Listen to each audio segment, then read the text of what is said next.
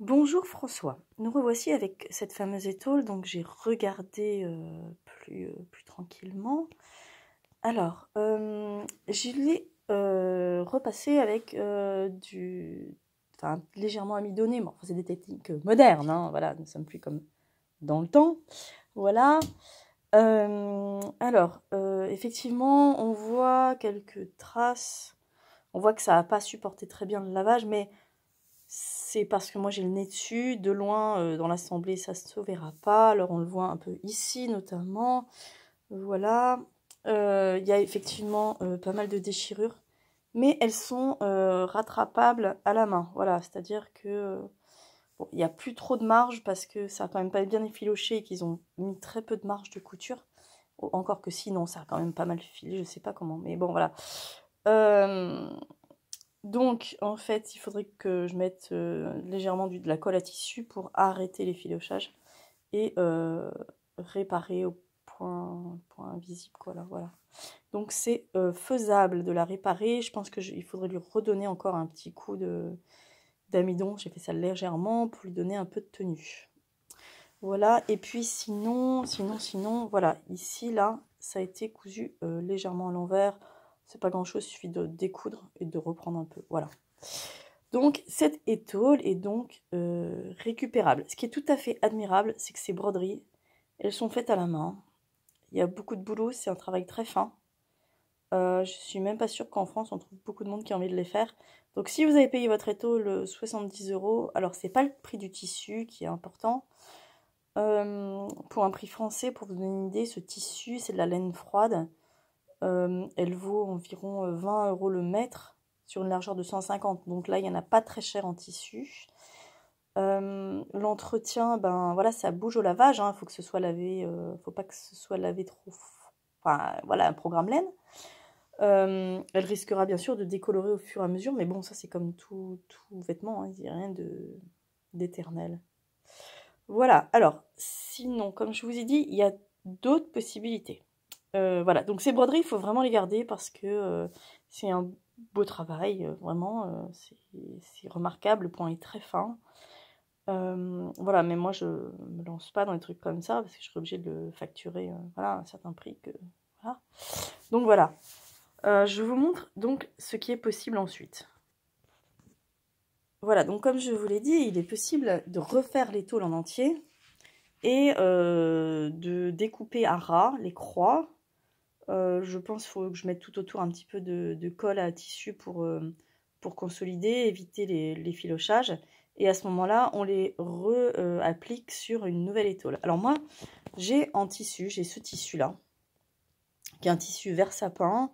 C'est un tissu d'ameublement, mais que j'utilise aussi en liturgie.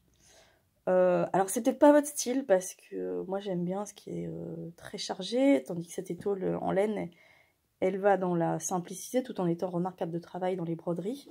Alors, je vous montre ce que ça fait l'un sur l'autre. Voilà, ça fait ça.